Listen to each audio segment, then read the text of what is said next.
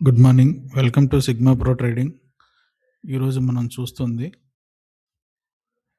Nifty 50లో 26,150 put chart చూస్తున్నాము. ఇక్కడ నాకు ఒక సపోర్ట్ కనిపించింది. సో ఆ సపోర్ట్లో నేను ఎంట్రీ తీసుకోవడం జరిగింది 88 రూపీస్ దగ్గర. సో ఫస్ట్ ట్రేడ్ వచ్చిన ఎస్ఎల్ అయిపోయింది. ఇది సెకండ్ ట్రేడ్ నాది.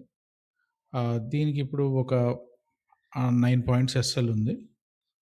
ఒక 9 పాయింట్స్ ఎస్ఎల్ పెట్టి 88లో ఎంట్రీ అయ్యాను. సో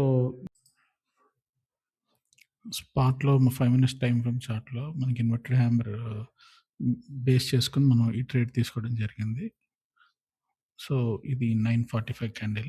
945 క్యాండిల్లో మనకి ఇన్వర్టెడ్ హ్యామర్ వచ్చింది. సో ఇది ప్రీవియస్గా ఒక కన్సాలిడేషన్ జోన్ ఇది.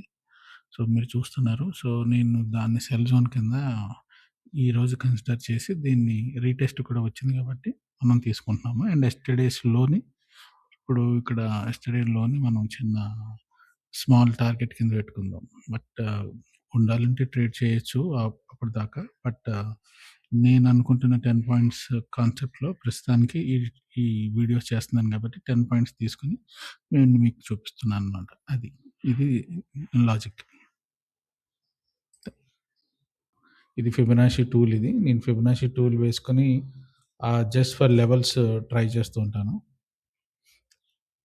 అంటే ఎందుకు ఫిబొనాషీ అంటే లోయర్ టైం ఫ్రేమ్లో చిన్న చిన్న support and resistance levels minute price రేంజెస్లో కూడా సపోర్ట్ అండ్ రెసిస్టెన్స్ లెవెల్స్ చూపిస్తుంది ఫిబొనాషీ.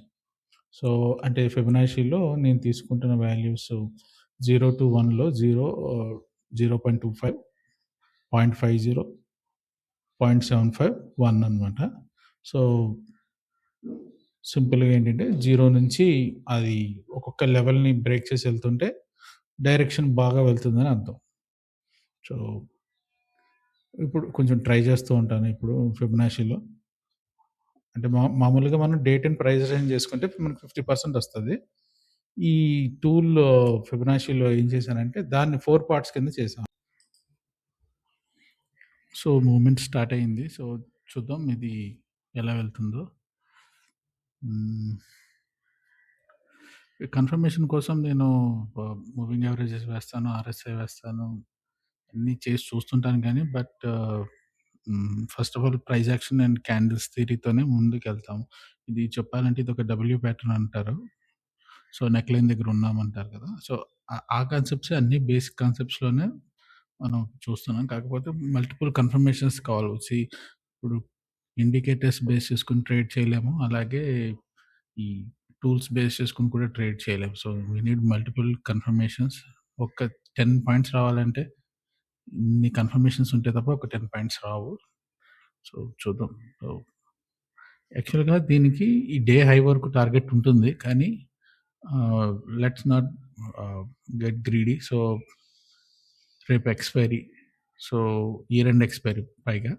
సో మనం అవన్నీ దృష్టిలో పెట్టుకొని ఫస్ట్ వచ్చిన పాయింట్స్ని జాగ్రత్తగా బుక్ చేసుకుని ప్రాఫిట్ని లాక్ చేసుకోగలిగితే మనకి వెన్స్డే నుంచి జనవరి సిరీస్ వస్తుంది. So you can look into that later.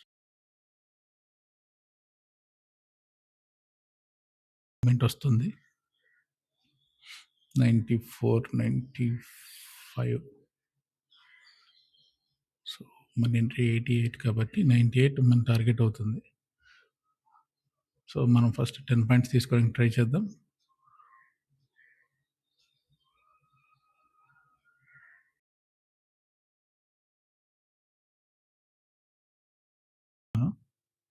So 10 points అయితే వచ్చేసాయి. అంటే ప్రీవియస్ ఉన్న చిన్న లాస్ వల్ల మనకి వచ్చిన 10 పాయింట్స్ కొంచెం తక్కువ కనిపిస్తున్నట్టుంది. Okay fine. సో మూవ్ చేశాను, చూద్దాం ఎంతవరకు వెళ్తుందో. సో 102 దగ్గర పెట్టాను. 102 దగ్గర మనకి అయిపోయింది. సో ఇది చాలా చిన్న ట్రేడ్, ఈజీగా చేసుకోవచ్చు. స్పాట్ చార్ట్ చూసి మనము ఆప్షన్స్లో ప్యాటర్న్స్ అండ్ క్యాండిల్ స్టిక్స్ కూడా చూసుకొని చేసుకోవాలి.